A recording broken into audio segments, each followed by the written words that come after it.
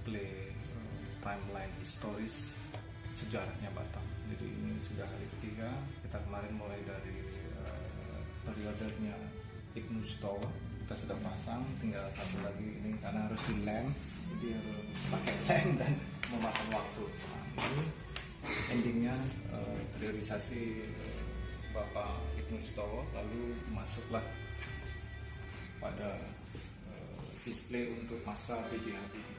Jadi ini menceritakan ini kita pasang dari kemarin, dan ini final tadi hari yang ketiga ini B.J. Habibie. Jadi masa Pak Habibie memimpin Batam sampai dari tahun 1978 sampai 1998. Ini masa beliau. Bisa dilihat ini mulai dari beliau dibantu Pak Sudarsono, lalu dibantu lagi oleh Kasatlantas Supandi, lalu kemudian endingnya adalah Bapak Suryo Hadi Jatmiko. Jadi ini secara singkat, sebenarnya ini ada perjalanan panjang, otorita itu panjang sekali.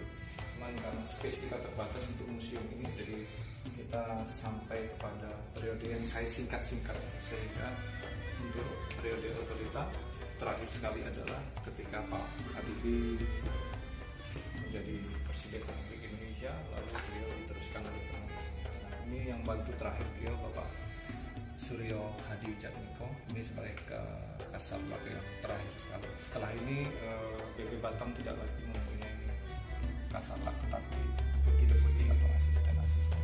Nah itu nanti di sebelah sana itu yang final, ini tentang jembatan. Jadi jembatan Trans Barelang itu dibangun seperti apa, nanti publik akan tahu histori singkatnya kenapa jembatan Barelang itu, Trans Barelang itu dibangun. Jadi itu ya secara singkat lah, karena displaynya hanya 1, 2, dan 3. Nah untuk yang sebelah sini, ini era atau masa kota administratif Batam. Jadi sebelum menjadi kota administratif, Batam itu hanyalah sebuah kecamatan yang merupakan bagian dari Belakang Padang. Lalu 1983 ditingkatkan statusnya dari kecamatan menjadi kota administratif dengan wali kota Madya administratif yang pertama Bapak almarhum Usman Rahman. Ini beliau, ini foto-fotonya kita dapatkan langsung dari beliau ketika masih hidup. Ini juga jadi selama periode beliau memimpin dari 83 sampai 88, beliau 10 tahunan memimpin kota administratif. Ya seperti ini kondisinya dulu. Batam masih secara beliau tugas besarnya memang lebih pada sosial development ya, karena infrastrukturnya lebih banyak dibangun oleh BB Batam. Inilah Pak Usman Rahman.